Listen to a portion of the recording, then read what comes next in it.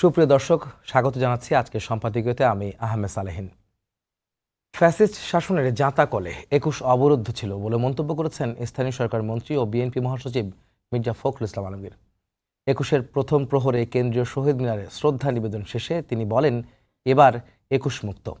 এদিকে প্রথমবারের মতো শহীদ মিনারে ফুল দিয়ে শ্রদ্ধা জানিয়েছেন বিরোধী দলীয় নেতা ও জামায়াত আমির ডাক্তার শফিকুর রহমান।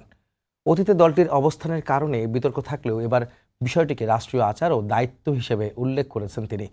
প্রাসঙ্গিক বিষয় নিয়ে আজকের সম্পাদকীয় মুক্ত ২১। আর এই বিষয় নিয়ে কথা বলতে আমাদের স্টুডিওতে উপস্থিত আছেন ডক্টর নাহারিন ইসলাম খান, শিক্ষক, জাহাঙ্গীরনগর বিশ্ববিদ্যালয়, এবং ডক্টর মোহাম্মদ আব্দুল মান্নান, সহকারী সেক্রেটারি, জামাত ইসলামী, ঢাকা মহানগর দক্ষিণ। দর্শক, আপনারাও এই আলোচনায় অংশ নিতে পারেন। এই জন্য আপনাদের ফোন করতে হবে টেলিভিশনে দেখানো নম্বরে। এছাড়া ফেসবুকের মাধ্যমে আপনাদের মন্তব্য পাঠাতে পারেন। আলোচনা শুরুর আগে জানিয়ে দিব আজকের প্রধান শিরোনামগুলো। হাতে ফুল নিয়ে গৌরবের মিনারের প্রভাত ফেরি। মাতৃভাষার জন্য প্রাণ দেয়া বীর শহীদদের বিনম্র শ্রদ্ধায় স্মরণ। ২১-এর চেতনা ধারণের প্রত্যয়।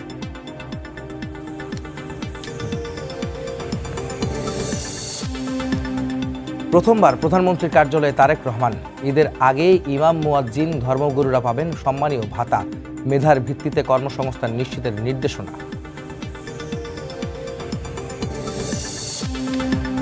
ত্রয়োদশ সংসদের প্রথম অধিবেশন বসছে মার্চের দ্বিতীয় সপ্তাহে। নির্বাচন হবে স্পিকার ও ডেপুটি স্পিকার। উত্থাপন করা হবে অন্তর্বর্তী সরকারের সব অধ্যাদেশ। গণভোটে হ্যাঁ জয়ী হওয়ায় আলাদা শপথের দরকার নেই, কার্যকর হবে বলে বিলে মন্তব্য প্রাণী সম্পদ মন্ত্রীর। প্রশাসনের কেউ মব প্রশ্রয় দিলে ব্যবস্থার হুঁশিয়ারি তথ্যমন্ত্রী। আজ আন্তর্জাতিক মাতৃভাষা দিবস। যেই ভাষার জন্য লড়াই করেছিলেন আমাদের যোদ্ধারা, আর তাদেরকে নিয়ে আজকে স্মরণ করছে পুরো জাতি। ভাষা শহীদদের স্মরণ করছেন সবাই। আর সেসব বিষয় নিয়ে আজকে আলোচনা আমাদের মুক্ত ২১। আর আমাদের অতিথি যারা রয়েছেন তাদেরকে প্রথমে প্রশ্ন করতে চাই ডক্টর নাহারিন ইসলাম খান। আমরা দেখেছি গত রাতে প্রথম প্রহরে ভাষা শহীদদের প্রতি শ্রদ্ধা নিবেদন শেষে আপনাদের বিএনপি মহাসচিব মির্জা ফখরুল ইসলাম আলমগীর, যিনি স্থানীয় সরকার মন্ত্রী এখন, তিনি বলেছেন এবারের ২১ মুক্ত, অর্থাৎ ফ্যাসিস্ট সরকারের জাঁতাকলে অবরুদ্ধ ছিল ২১। আপনি এটাকে কিভাবে দেখেন? ধন্যবাদ। আসলে ২১ মুক্ত এটা যেমন একদিকে ঠিক আছে, কিন্তু তারপরও আমাদের আসলে বুঝতে হবে যে মুক্ত কিনা সেটা খুব অল্প সময়ে বলাটাই ঠিক নয়। বিকজ রাজনীতির ময়দানে বা যে প্রেক্ষিতে এই সরকারটি গঠিত হয়েছে, বা আপনি গত ১.৫ বছরে দেখেছেন যে কত ধরনের ক্যালামিটি এসছে, কত ধরনের আমরা ডিলেমা দেখেছি, ইলেকশন নিয়ে দেখেছি, সংস্কার নিয়ে দেখেছি। সো এই মুহূর্তে ধরেন মুক্ত বলাটা হচ্ছে জনগণকে এক ধরনের স্বস্তি দেয়া, যেহেতু এটি একটি রাজনৈতিক সরকার, যেটি আমাদের প্রত্যাশা ছিল। বাংলাদেশে ভোটের মাধ্যমে ৫০% ভোট পেয়ে বিএনপি ক্ষমতায় এসছে। সো এটা তো এক ধরনের স্বস্তি, এবং এজন্য এটা একটা মুক্ত ২১ আমরা বলতেই পারি। তবে এই ২১কে যাতে আগামী বছরের ২১ও মুক্ত থাকে, এবং আজকে থেকে যতগুলো ২১ এই বাংলাদেশে আসবে প্রতিটিই যাতে মুক্ত থাকে, এটাই আমাদের নির্বাচিত সরকারের কাছে কাম্য। আর এখানে আমি জামাতে ইসলামীকেও থ্যাংক ইউ দিতে চাই, একটা ধন্যবাদ তাদের প্রাপ্যই আছে।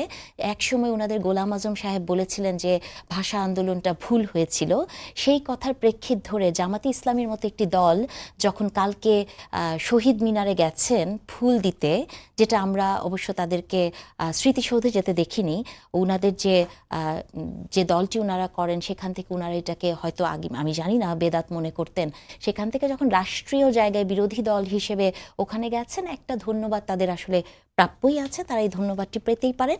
তবে মনে হয় যে এটি ইলেকশনের পরে না হয়ে এই ধরনের যে আচার আচরণের পরিবর্তন, এবং তাকে যখন আমির সাহেবকে প্রশ্ন করা হয়েছেন, তিনি বলেছেন, একটা শব্দ আমার কানে লেগেছে, উনি বলেছেন আজকে এই পবিত্র দিনে এই ধরনের প্রশ্ন করাটা ঠিক হচ্ছে না। যখন একজন সাংবাদিক ওনাকে এই বিষয়টাকেই প্রশ্ন করেছেন, তাই মনে করি তার আগেও তো তিনি বলেছেন যে রাষ্ট্রীয় দায়িত্ব থেকে তিনি এসেছেন। হ্যাঁ, এবং যখনই বলেছেন যে উনি খুব এম্বারেসড হয়েছেন এই প্রশ্নটাতে, এবং উনি উত্তরে বলেছেন যে একটি পবিত্র দিনে এই ধরনের প্রশ্ন প্রশ্ন করাটা ঠিক না। তো সেই জায়গা থেকে আমি মনে করি যে উনি সঠিকভাবে বিরোধী দল হিসেবে এবং জামাত ইসলামের আমির হিসেবে পরিবর্তনে যোগদান করেছেন। তবে আমার মনে হয় এটি যদি ইলেকশনের আগে হতো, আমরা যদি জামাতি ইসলামীর কাছ থেকে ইলেকশনের আগে এই ধরনের সঠিক আশ্বাসগুলো পেতাম, তাহলে হয়তো রাজনীতির ময়দানে বিষয়গুলো একটু অন্যরকম হতে পারত। তবে তারপরও বেটার লেট দেন নেভার। সো উনি যেহেতু এটি করেছেন, আমি ওনাকে সাধুবাদ জানাই এবং আমি মনে করি যে জামাত ইসলামী যদি এইভাবে কন্টিনিউ করতে থাকে, একজন আদর্শ বিরোধী দল হিসেবে থাকেন এবং বাংলাদেশের মানুষের পালস বুঝতে পারেন এবং বাংলাদেশের মানুষ আসলে কোন পক্ষে কাজ করে, তারা ৭১কে কিভাবে ধারণ করে, ৫২র ভাষা আন্দোলনকে কিভাবে ধারণ করে, বাংলাদেশে রাজনীতি করতে গেলে আসলে এটা মাথায় রেখে রাজনীতি করতে হবে আমি মনে করি। মির্জা ফখরুল কিন্তু আরও একটি কথা বলেছেন, আসলে মানে যদি বলতে চাই যে ফ্যাসিস্ট শাসনামল ২১-এর যে চেতনা সেটা অবরুদ্ধ রাখা হয়েছিল। আপনি কি তাই মনে করেন যে অবরুদ্ধ ছিল ২১ সেই সময়টা? ফ্যাসিস্টের সময় কি অবরুদ্ধ ছিল না আপনি বলেন তো? শুধু কি ২১? ২১-এর চেতনাকে উনি কি মিন ২১-এর করেছেন? চেতনা অবরুদ্ধ ছিল, যে ৭১-এর চেতনাকে ওনারা ক্যাপিটালাইজ করে পলিটিক্স করেছেন, বাণিজ্যিকীকরণ করেছেন, বিজনেস করেছেন ৭১কে নিয়ে, সেটাও কি অবরুদ্ধ ছিল না? মানে অবরুদ্ধ থাকারটা হচ্ছে এই, আমি মনে করি যে গত ১৭ বছর, পার্টিকুলারলি ১৫ এন্ড দেন আরও ২ বলতে পারেন, যে অবরুদ্ধ অবস্থায় আমরা প্রত্যেকেই ছিলাম, সেটা শুধু ২১ না, প্রতিটি ক্ষেত্রেই ছিল। আমি মনে করি যে একটা মানুষের ব্যক্তিগত স্বাধীনতাতেও হস্তক্ষেপ করা হয়েছে, টেলিফোনে আড়ি পাতা হয়েছে, প্রতিটা জায়গাতেই তো আমরা অবরুদ্ধ ছিলাম। তো সেই জায়গা থেকে মির্জা ফখরুল ইসলাম আলমগীর ঠিকই বলেছেন যে ২১ অবরুদ্ধ ছিল, প্রতিটি সেক্টরে আমরা অবরুদ্ধ ছিলাম। আমরা যেতে চাই আব্দুল মান্নান ভাই, আপনি একটু বলবেন যে আপনাদের তো যেটা আসলে সামাজিক যোগাযোগ মাধ্যমে বেশ আলোচনা এসেছে জামাতের আমিরের এবং বিরোধী দলের শ্রদ্ধা নিবেদনকে ঘিরে, সেখানে অতীতে আপনাদের দলের যে অবস্থান ছিল সেখান থেকে আপনার কোনো পরিবর্তন এসেছে কিনা আসলে এই ঘটনার মধ্য দিয়ে? জি, আপনাকে ধন্যবাদ। আপাকেও আমি ধন্যবাদ জানাই। আপা একটা ভুল তথ্য দিয়েছেন শুরুতেই, সেটা ভাষা আন্দোলন ভুল হয়েছিল, গোলাম আযম এ কথা কোথাও বলেন। এই যে আমার কাছে আছে। হ্যাঁ, এটা আপনার কাছে কোথা থেকে আছে আপনি বলতে পারবেন। তবে ভাষা আন্দোলনের উনি ডাকসুর জিএস ছিলেন এবং পাকিস্তানি শাসক গোষ্ঠীর সামনে ভাষা আন্দোলনের সেই যেটা পত্র ছিল, তৎকালীন শাসক লিয়াকত আলী খানের সামনে যিনি এটা পাঠ করেছিলেন এবং উর্দুকে বাদ দিয়ে বাংলাকে রাষ্ট্রভাষা করার জন্য দাবি জানিয়েছিলেন লিখিতভাবে, ডাকসুর জিএস হিসেবে অধ্যাপক গোলাম আযম কিন্তু সেটা বলেছিলেন। উনি যদি ওটা যুক্ত করতেন তাহলে ওইটুকু উনি বুঝতে পারতেন। ২ নম্বর আমি যেটা বলতে চাই, জামাত ইসলামের আমির রাষ্ট্রীয় দায়িত্বের অন্তর্ভুক্ত হিসেবে, বিরোধী দলীয় নেতা হিসেবে তিনি রাষ্ট্রের যে আচার অনুষ্ঠান আছে এটার প্রতি রেসপেক্ট শো করে তিনি কিন্তু ফুল দিয়েছেন এবং ভবিষ্যতে আরও যে যে জায়গায় যাওয়ার প্রয়োজন হবে রাষ্ট্রীয় দায়িত্বের কারণে উনি সেগুলোতে যাবেন বলে আমরা আশা করি। এখানে উনিও যেরকম ব্রেক করেছেন, উনি গিয়েছেন জামাত ইসলামের পক্ষ থেকে, আমি তো মনে করি তারেক রহমান সাহেবও তো একটা ব্রেক এখানে করেছেন, আপনারা সেটাকে কেউ কিছু বলছেন না। দেখেন, এই বেদিতে দাঁড়িয়ে কিন্তু তারেক রহমান সাহেব দোয়া করেছেন, যেটা আগে কখনো হয় নাই। তো এই যে দোয়া করার কালচারটা, বাংলাদেশের এই যে মুসলিম সেন্টিমেন্টকে উনি ক্যাপিটালাইজ করতে পেরেছেন, এটাকে গুরুত্ব দিতে পেরেছেন, এটাকেও তো আমরা সাধুবাদ জানাই। এটাও মিডিয়ায় নিউজ হওয়া উচিত ছিল, শুধু জামাতের আমিরটা কেন।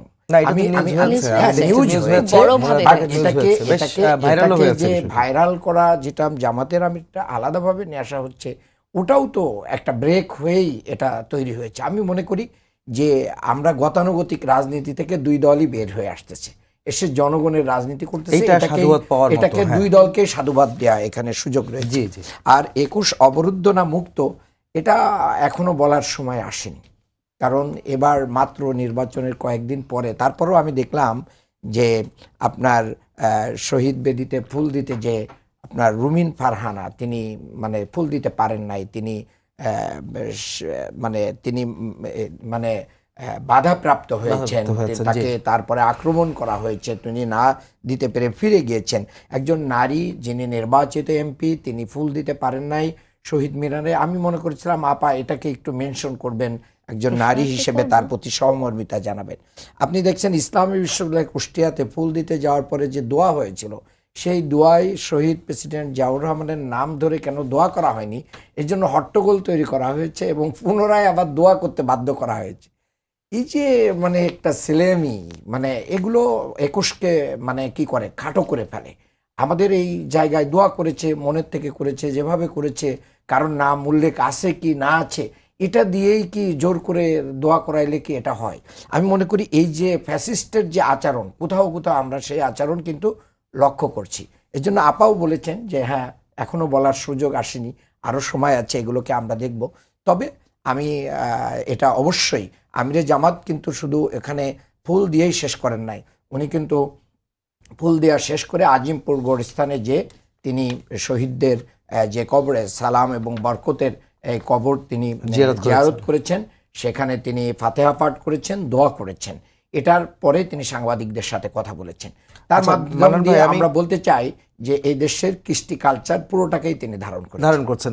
যে আপা যেটা কথাটা বলছিলেন, এবং আমারও একটা প্রশ্ন, সেটা হচ্ছে যে আপনি আবার বলছেন যে তিনি রাষ্ট্রীয় দায়িত্ব থেকে বা দায়িত্ববোধ থেকে তিনি গিয়েছেন শহীদ বেদিতে ফুল দিতে। আপনারা এতদিন কেন যাননি?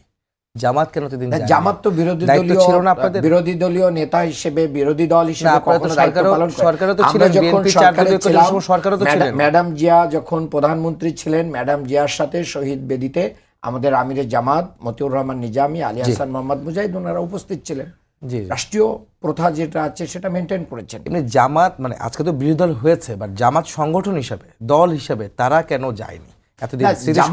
দল হিসেবে গতকালও তো যায়নি, শহীদ মিনারে যায়নি, গতকালও তো দল হিসেবে যায় নাই। আপনি এতদিন কেন বলছেন? এইটাই বলছি, দল হিসেবে কেন যাচ্ছেন না, কেন যায়নি কেন? আপনার যে একজন সাংবাদিকের প্রশ্ন যেটা আপা মেনশন করলেন না, যে প্রশ্ন করেছেন, উনি বিরক্ত প্রকাশ করেছেন। দেখেন, আপনি একজনকে বলছেন যে এটা জায়েজ কিনা, আবার আরেকজনকে কেন এটা বলেন না যে আপনি তো এটা করছেন, এটা কি জায়েজ আছে? আপনি তো একজন মুসলমান প্রধানমন্ত্রী বাংলাদেশের, তো আপনি এটা শরিয়াত মেনেই কি এটা করছেন? আসলে এইগুলোকে দিয়ে মানুষকে কি করা, হেয় করার কোনো প্রয়োজন নেই, আমাদের দেশকে ছোট করার কথা, বা আমি মনে করি যে ওই জায়গা থেকে জানতে তো আরো অনেকের কাছে অনেক কিছুই জানতে, অনেকে তো অনেক কিছু পালন করে না। সবাই যাচ্ছে, সবাই ফুল দিচ্ছে, শ্রদ্ধা নিবেদন করছে, ভাষা শহীদদের, জায়গায় মুক্তিযুদ্ধের শহীদদের দিচ্ছে। দায় দায়িত্ব আছে, সেই দায় দায়িত্বটুকু রাষ্ট্রের ভিতরে থেকে আমরা সেটা পালন করছি। দল হিসেবে আপনারা করবেন না? আমরা দল হিসেবে তো গিয়েছি, আমরা দোয়া করেছি, আজিমপুরে গিয়েছি, দল হিসেবেই গিয়েছি। সেখানে কিন্তু দল হিসেবে ফুল দিয়ে শ্রদ্ধা নিবেদন করবেন না? দল হিসেবে আমরা ফুল দিতে যাই নাই। দল হিসেবে আমরা যাব কি না যাব সেটা সময় বলে দিবে। আমরা তাদের ফাতিহা পাঠ করেছি এবং তাদের আত্মার মাগফিরাতের জন্য দোয়া করেছি, এবং সেটা আমাদের দলীয় স্ট্যান্ড থেকে আমরা করেছি। 52 চেতনা আপা, 52 চেতনা এবং 24 অভ্যুত্থানের চেতনার মধ্যে আপনি কোনো যোগসূত্র পান কিনা? আমি প্রশ্নে আসি এটাতে, আর যদি আপনি কোনো উত্তর দিতে চান তার ভাইয়ের সেটা বলতে পারেন। আচ্ছা, তার আগে বলি যে আমি তো আসলে দীর্ঘ সময় ধরে জামাতে ইসলামী যারা করেন তাদের সাথে টকশো করি। আমার একটি অভিজ্ঞতা হচ্ছে যে যখনই কথাগুলো ওনাদের পক্ষে যায় না, যে কোনো একটা সত্য কথাকে ওনারা বলেন যে মিথ্যা তথ্য দিচ্ছেন, সব বা ভুল তথ্য দিচ্ছেন। মানে এটা আসলে খুবই অফেন্সিভ, এবং আমি আসলে মান্নান ভাইয়ের কাছে এটা আশা করি নাই। দেখেন, আমার কাছে একটা নিউজ পেপারে কাটিং আছে, এটি হচ্ছে 18 জুন। হ্যাঁ, ওইটার হেডিংটা হচ্ছে কত সালের? এটা হচ্ছে 69 সালের। হ্যাঁ, এটা হচ্ছে শোককুরে গোলাম আজমের উক্তি, বাংলা ভাষার আন্দোলন করা ভুল ছিল। এটা একদম রিয়েল পেপার কাটিং, ঠিক আছে? দেখেন, এখানে আছে 18 জুন শোককুরে পূর্ব পাকিস্তানের জামাতে এজলাসের আমির অধ্যাপক গোলাম আজম গত মঙ্গলবার সন্ধ্যায়, হ্যাঁ আমি আর পুরাটা পড়লাম না, এখানে একটা আছে এবং আরেকটা নিউজ আছে। হ্যাঁ, প্রত্যেকটাই 18 জুন মঙ্গলবার, খুঁজে একটু বের করবেন। সো ভাইরা যেভাবে একটু, ভাই একটু শেষ করি ভাই প্লিজ। না না, সরি ভাই, মানে ঠিক আছে ভাই, এটা আমি বলি, আমি এখন একটা কথা বলি। এটা 18 জুন মঙ্গলবার, যখন বাংলাদেশও হয় না, এটা পূর্ব পাকিস্তানের একটা পেপারের নিউজ কাটিং। সেটাকে আপনি যখন জনগণের সামনে, ধর মিডিয়ায় এসে আমাকে বলে দিচ্ছেন, আমি আমি একটু শেষ করি ভাই, আমি একটু শেষ করি ভাই, আমি একটু শেষ করি। সেটা হচ্ছে যে ধরেন এইরকম একটা পুরানো পেপার কাটিং, যখন আমি বললাম, ভাইরা যখন মিডিয়ার সামনে গণহারে বলে দেয় যে এটা ভুল তথ্য দিচ্ছি, ভাই হয়তো নাও জানতে পারেন অনেক পুরানো তথ্য, কিন্তু কাউকে ভুল বলে তাকে মিডিয়ার সামনে মেলাইন করা একটি খুবই মানে খুব মানে অফেন্সিভ একটা বিষয়। আমি মনে করি এগুলা থেকে এখন বের হওয়ার সময় এসছে, এবং আমরা যে দলটি অলওয়েজ সৎ মানুষের শাসন এগুলো কথা বলেন, তাহলে সত্য কথাটাও আসলে গ্রহণ করতে হবে। আর ধরেন মিডিয়া যেটি বলেছে, জনকণ্ঠ, প্রথম আলো, বেগম খালেদা জিয়ার নামে বা তারেক রহমানের নামে, সেগুলো তো কোর্টে প্রমাণ হয়েছে, তাই না? মানে এই একসময় বাংলাদেশের মিডিয়া, বা এখনও আপনি দেখবেন মিডিয়ার তো অনেক জবাবদিহিতার জায়গা আছে, কিন্তু যেটি নিউজ পেপারে এসেছে, সত্য হোক বা মিথ্যা হোক, এটা তো একটা অথেন্টিক নিউজ পেপার। তাকে তো আপনি আসলে বলে দিতে পারেন না যে আমি পার্টিকুলারলি একটা ভুল তথ্য দিচ্ছি। এগুলো বলাটাও একটা সমস্যা। কেন জানেন ভাই? কারণ আপনারা আমাদের নামে কেস করেন, আপনারা আমাদের নামে বাড়িতে হুমকি পাঠান, আমাদের জীবন, মানে আপনাদের বট বাহিনী যেভাবে সিস্টেমেটিক্যালি আমাদেরকে সাইবার বুলিং করেছে, এটা তো অস্বীকার করার কিছু নাই। এগুলো বলে আপনারা যেটা করেন যে আমাদের পেছনে আরও লোকদেরকে, মানে আপনাদের বট বাহিনীকে ইনস্টিগেট করেন, এটা মনে হয় না উচিত। রুমিনের জন্য বা রুমিন ফারহানার জন্য আপনাদের যেরকম কষ্ট, যে একজন নারী হিসেবে আমাদেরও ঠিক সেই জায়গাটাতেই কষ্ট, এবং এটাকেও এখন দেখতে হবে। আমাদেরকে ভুলে গেলে চলবে না যে গত 17 বছর, মোরলেস 17 না 15 বছর, ধর 90% মানুষ বাংলাদেশে কিন্তু আওয়ামী লীগ হয়ে গিয়েছিল। তারা কতটা রিয়েল আওয়ামী লীগার ছিল সেটাও কিন্তু এখন প্রশ্নবিদ্ধ। তো বিএনপি এখন ক্ষমতায় এসছে। আপনি জানেন বাংলাদেশের স্ট্রাকচার, এটা একটা ভেরি কমন পলিটিক্যাল প্র্যাকটিস যে তৃণমূলের প্রচুর মানুষ বা জামাত ইসলামীকেও আমরা দেখেছি, বা অনেক শিবির নেতাকে আমরা দেখেছি যে ছাত্রলীগের আন্ডারে থেকে তারা কাজ করেছে গত 15 বছর, যাদেরকে একটু গুপ্ত বললে ভাইদের অনেক কষ্ট হয়। তো এরকম যে গুপ্ত বিএনপিতে এখন নাই, সেটা তো বলা যাবে না। তবে ভাই, না না, আমি এটা বলি না, আপনি আমার কথাকে মিসকোট করবেন না। আমি বলেছি যে যারা হামলা করেছে, কথাটা শুনে বলতে হবে। রুমিনকে কেন আমি গুপ্ত বিএনপি বলবো বা গুপ্ত জামাত বলবো? কারণ রুমিন হচ্ছে এই পথেরই সহযোদ্ধা। আমি এই কথাটা বলি নাই। কমপ্লিটলি আমার কথাকে টুইস্ট করার কোনো দরকার নাই ভাই। আমি বলতে চেয়েছি যারা অ্যাটাক করেছে তাদের অবশ্যই বিচারের আওতায় আনতে হবে, তাদেরকে দেখতে হবে কোন দল করেছে। এবং আমি বিশ্বাস করি যে এটা যদি বিএনপি হয়, আপনি দেখেছেন যে বিএনপির কয়েকজনকে অনেক জায়গাতে শাস্তি দেওয়া হচ্ছে, তাই না? নিশ্চয়ই সেটা শাস্তির আওতায় আসবে। এবং ভাই যেটা বললেন যে জনাব তারেক রহমান যখন কালকে যে মোনাজাত করেছেন, উনাদের ফুল দেয়াকে আমরা প্রশ্ন করতে পারি, উনার মোনাজাতকে কেন, মানে শরীয়তের আন্ডারে হয়েছে কিনা বা ফুল দেওয়াটা শরীয়তের আন্ডারে কিনা, সেটা আমাদের প্রশ্ন। তা আমি একটা কথা স্পষ্ট বলতে চাই, বাংলাদেশে জনাব তারেক রহমান শুধু মুসলমানদের প্রধানমন্ত্রী নন, বাংলাদেশের তারেক রহমান মুসলমানদের প্রতিনিধি নন, বাংলাদেশের প্রত্যেকটা মানুষের প্রধানমন্ত্রী তিনি। সেই জায়গা থেকে তিনি প্রথমে ফুল দিয়েছেন এবং তারপরে উনি মোনাজাত করেছেন। এটা উনার ব্যক্তিগত বিশ্বাসের জায়গা। আপনি যখন আপনার বাবা মার কবর জিয়ারত করতে যাবেন বা আপনি যখন কোনো মৃত মানুষের জন্য দোয়া করবেন, একজন মুসলিম হিসেবে উনি যা করেছেন এটা একদম ঠিক করেছেন। তবে উনার ফুল দেওয়াকেও আমি ভুল মনে করি না। এই কারণে মনে করি না যে বাংলাদেশে তারেক রহমান একজন খ্রিস্টানের প্রধানমন্ত্রী, একজন হিন্দুর প্রধানমন্ত্রী, একজন বৌদ্ধর প্রধানমন্ত্রী, যেটি আমার ভাইরা ফেল করেছেন। ভাইরা নমিনেশন দেয় একজন হিন্দুকে, কিন্তু ভাইরা ফুল দিতে পারেন না। ভাইরা ভাবেন যে এটা বেদাত হয়ে যাচ্ছে। ধরেন আপনি হিন্দু একজন যিনি নাকি মূর্তি পূজা করেন এবং যেটা ইসলামে কমপ্লিটলি ফরবিডেন, তাকে যখন আপনি আপনার দল থেকে একটা নমিনেশন দিবেন, সেটাতে কোনো বেদাত কাজ হয় না। বলেছেন দল হিসেবে তারা ফুল দেননি, দিয়েছেন বিরোধী দল হিসেবে। মানে সেটাই বলছি। তাহলে যখন যে দলটা ইসলাম নিয়ে রাজনীতি করে, পার্টিকুলারলি ইসলামের সেন্টিমেন্ট নিয়ে রাজনীতি করে, সেই দলটা যখন ধরেন এই প্রশ্নগুলো তোলেন যে তারেক রহমানের ফুল দেওয়াটা শরীয়ত পন্থী হলো কি না হলো, সেটা নিয়ে কেন মিডিয়া প্রশ্ন করে না, এই কথাটা আমি বারবারই বলবো যে তারেক রহমান শুধু মুসলমানদের প্রধানমন্ত্রী নন। তারেক রহমান ওই পাহাড়ে যিনি আছেন তারও প্রধানমন্ত্রী, যিনি খ্রিস্টান আছেন তারও প্রধানমন্ত্রী। তো সেই জায়গা থেকে, হ্যাঁ, সেই জায়গা থেকে এটা একদমই ঠিক আছে। তবে ওই মিডিয়ার যিনি প্রশ্ন করেছেন জামাত আমিরকে, তার প্রশ্নটা আপনার দৃষ্টিতে এটাও ঠিক হয়নি। না, আমি তো মানে প্রশ্নটা ঠিক হয়েছে কি হয়নি সেটা না, জামাতে ইসলামীকে এই প্রশ্নটা আসলে করা হয় এই কারণে যে জামাতে ইসলামী যখন রাজনীতি করেন, যখন আপনারা একটা লিবারেল রাজনীতির স্বপ্ন আমাদেরকে দেখালেন ইলেকশনের আগে ভোট পাওয়ার জন্য, বা জান্নাতের টিকিট দিলেন, অনেক কিছুই তো করেছেন আপনারা, কিন্তু সেই জায়গা থেকে যখন জামাতে ইসলামী অন্য ধর্মের মানুষকেও ধরেন প্রমোট করার চেষ্টা করে, অন্য ধর্মের মানুষকে আপনারা নমিনেশন দেন, সেইখানে আমার মনে হয় যে এই ধরনের প্রশ্ন যে আপনারা কেন এত বছর ফুল দিতে যান নাই বা কেন ফুল দেন না, এটা একটা স্বাভাবিক প্রশ্ন বাংলাদেশের মানুষের মনে আসতেই পারে। এবং আমি মনে করি এই প্রশ্নগুলোর উত্তর রাজনৈতিকভাবেই দিতে হবে, এটার মধ্যে ব্যক্তিগত কোনো আপনাকে ছোট একটা প্রশ্ন করতে চাই আমি এই বাইরে, যে মানে ভাই কিন্তু একটা কথা বলছিলেন যে রুমিন ফারহানার যে ফুল দিতে গিয়ে যে বাধাপ্রাপ্ত হয়েছে, একই সঙ্গে যে জিয়াউর রহমানের জন্য কেন দোয়া করা হয়নি, সে মনে হয় আবার মনে হয় দ্বিতীয়বার করা হয়েছে। এই প্রসঙ্গে তিনি বলেছেন যে ফ্যাসিস্টের যে আচরণ সেটা তিনি কোথাও কোথাও তারা দেখছেন। হুম। আপনি কি তাই মনে করেন যে এখন হ্যাঁ। মাত্র 10 দিন হয়েছে আমি- সরকার গঠন করেছে, তারা ফ্যাসিস্টের আচরণ করছেন? আমি সেটা ইঙ্গিত মনে কি এরকম? না, মানে আমি এটা মনে করি, কিন্তু এই উত্তরটা কিন্তু আমি আমার আগের প্রশ্নেই দিয়ে দিয়েছি যে একটা সময় 90% মানুষ বা 95% মানুষ কোনো না কোনোভাবে আওয়ামী লীগ হয়ে গিয়েছিল। তো এত বছর পর বিএনপি রাজনৈতিক একটি দল ক্ষমতা এসছে, এবং আপনারা দেখবেন যে অনেকেরই কিন্তু আপনার ব্যক্তিগত ইতিহাস ঘাটলে আপনি ইভেন এই মিডিয়াতেও প্রচুর মানুষ আছেন যে যারা ওই সময় অন্য দলে ছিল। এখন আপনি কি করে যে গুপ্ত কনসেপ্ট তো জামাতে ইসলামীর খুব ভালোরই জানার কথা। তো সেই জায়গা থেকে রুমিন ফারহানাকে কারা এই কাজটি করেছে, অত্যন্ত ন্যাক্কারজনক একটি কাজ করেছে। এরকম কাজ যারা করছেন তারা অবশ্যই কোনো না কোনোভাবে ফ্যাসিস্টের দোসর, এবং সেই ফ্যাসিস্ট বিএনপির ভেতরেও গুপ্ত হিসেবে আছে, সেটা আমি বিশ্বাস করি। মানান ভাই, আপনার কাছে যাবো, সেটা হচ্ছে যে গোলাম আজমকে ভাষা সৈনিক হিসেবে স্বীকৃতি না দেওয়াকে আপনাদের দলের সহকারী সেক্রেটারি জেনারেল যিনি হামিদুর রহমান আজাদ, তিনি বলছেন দুর্ভাগ্যজনক। একই সঙ্গে ভাষা সৈনিকদের তালিকা নিয়ে সংকীর্ণতা কেন, এমন একটা প্রশ্ন রেখেছেন। এ বিষয়ে আপনার মন্তব্যটা, আপনাদের ব্যাখ্যা জানতে চাই। ব্যাখ্যা তো রাষ্ট্র দিবে। আমাদের নেতা তো প্রশ্ন তুলেছেন যে রাষ্ট্র, ওনার ভাষা আন্দোলনে সুস্পষ্ট অবদান আছে।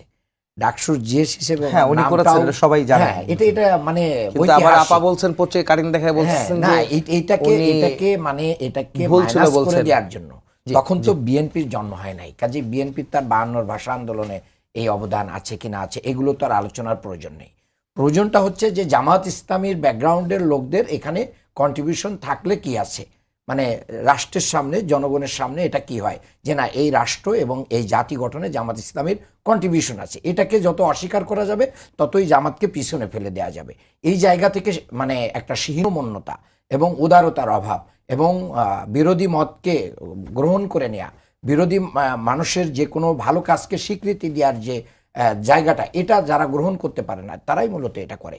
কেউ স্বীকৃতি দিক আর না দিক, জামাত ইসলামীর সাবেক আমির অধ্যাপক গোলাম আজম তিনি ভাষা সৈনিক, এটা বাংলাদেশের মানুষের কাছে রয়েছে। কাজেই এটা যে স্বীকৃতি দিলেই হয়ে যাবে, আমিও সেটা বিশ্বাস করি না। স্বীকৃতি না দিলেও উনি ঐতিহাসিকভাবে স্বীকৃত। না, আমরা তো পড়েছি উনি ভাষার জন্য আন্দোলন করেছেন, তিনি ভাষা সৈনিক ছিলেন। গুপ্ত সুপ্তের কথা অনেক আপা বললেন।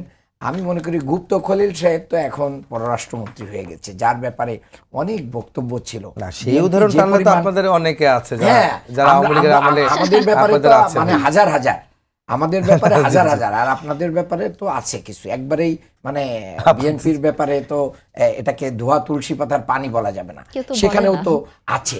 তাও কার কোন বাহিনী আছে, কোথায় দিয়ে কে, আমি মনে করি যে আপা যেভাবে টেনে নিয়ে বলছেন যে কাউকে হুমকি দেওয়া হচ্ছে, কাউকে অমুক করা হচ্ছে, এগুলো খুব, আমি মনে করি না জামাত শিবির এর এত দন্যতা আছে যে জামাত শিবির হুমকি দিয়ে রাজনীতি করবে।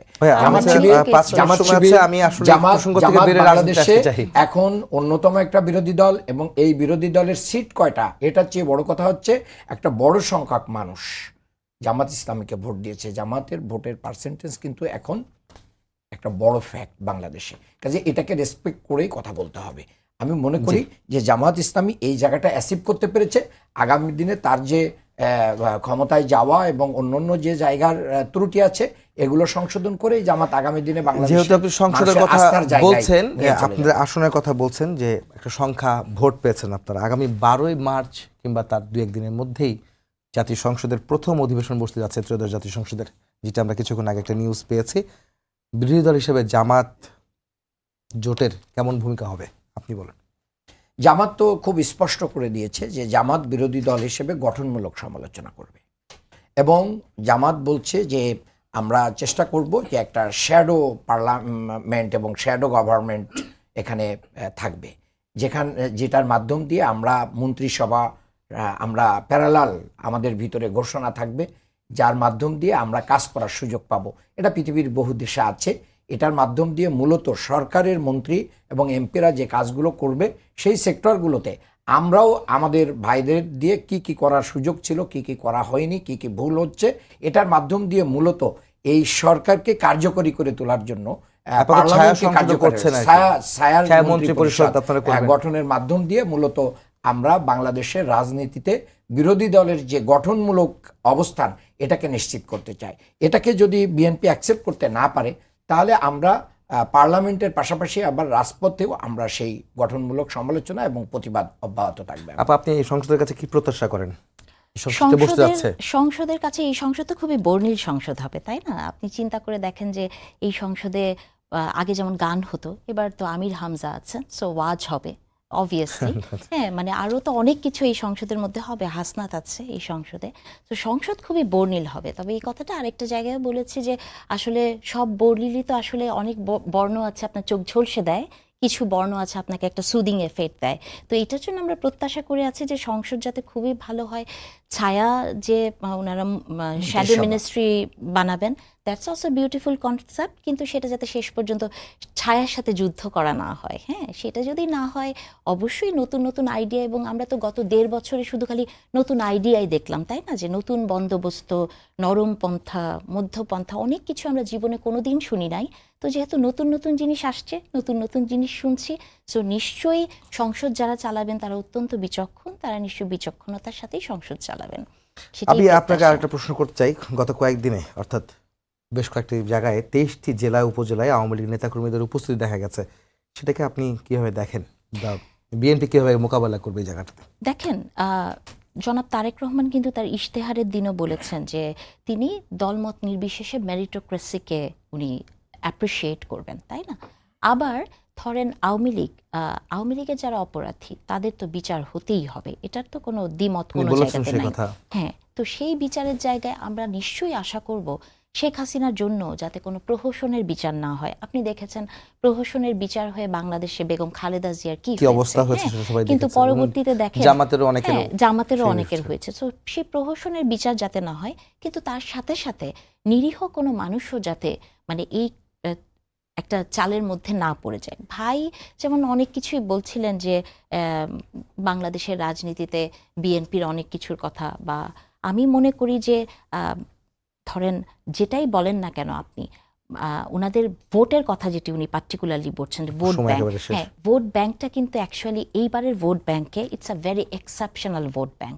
এই ভোট ব্যাংকে কিন্তু আপনি জামাতি ইসলামেরই ভোট এত পার্সেন্ট, বিএনপির এত পার্সেন্ট, এটা কিন্তু আপনি বলতে পারবেন না, বিকজ এখানে আওয়ামী লীগের একটা নির্দিষ্ট ভোট ব্যাংক আছে যেটার ভোট ভাগ হয়েছে। জি মানান ভাই, আপনি একটু বলবেন 23 জেলা এবং উপজেলায় 23 জেলা উপজেলায় আওয়ামী লীগের উপস্থিতি দেখতে পাচ্ছি বিভিন্ন জায়গায়, সেটাকে আপনি কিভাবে মূল্যায়ন করবেন? জামাত কিভাবে দেখছে বিষয়টা? দেখেন, এটা তো মানে দুর্ভাগ্যজনক যে যা এই যে বলছেন না যে নির্দিষ্ট ভোট ব্যাংক, আপা যেটা বলেছেন এটা সব দলে গিয়েছে, তো বড় অংশ গিয়েছে, এবং চুক্তি ইন্টারনাল কোনো চুক্তি আছে কিনা আমরা জানি না, আমিও জানি না। তবে আওয়ামী লীগের ভোট যে বেশি পেয়েছে বিএনপি, তার বড় প্রমাণ হচ্ছে গোপালগঞ্জের 3টা আসনই মানে বিএনপি পেয়েছে, এবং সেখানে না ভোট জয়যুক্ত। বিএনপি তো ভোট পেলে সবসময় অনেক বেশি আসন পায়, কিন্তু এবার তো আপনারা বলেছেন, দাবি করেছেন সবচেয়ে বেশি আপনারা ভোট পেয়েছেন, তাহলে কি ভোট বেশি গেছে আপনাদের কাছে? আপনি কি আমার টাইমে বলবেন? না প্লিজ গোপালগঞ্জের 3টা আসন বিএনপি পেয়েছে এবং না ভোট ওখানে জয়যুক্ত হয়েছে, খুবই সিগনিফিক্যান্ট। এটা আওয়ামী পুনর্বাসন কেন্দ্র যদি বিএনপি হয়ে যায়, তাহলে ম্যাডাম জিয়ার ওই মন্তব্যকে আমাকে আনতে হবে যে আওয়ামী লীগকে বিশ্বাস করা এতটাই কঠিন, যেটা বিষাক্ত সাপকে বিশ্বাস করা আর আওয়ামী লীগকে বিশ্বাস করা একই শামিল। আমি মনে করি আমাদের যে প্রিভিয়াস হিস্ট্রির কাছে আমরা ম্যাডাম জিয়ার কান্না দেখেছি, তারেক রহমানের আহাজারি দেখেছি, আমাদের নেতৃবৃন্দের শাহাদাত দেখেছি, সো দ্যাট আজকে যদি বিএনপি জামাত ভুল করে তার খেসারত বাংলাদেশের জনগণকে। জি, আপনাদের ধন্যবাদ দুজনকেই। সবাইকে ধন্যবাদ জানিয়ে শেষ করছি আজকের সম্পাদকীয়। আগামীকাল আবার দেখা হবে একই সময়। শুভরাত্রি।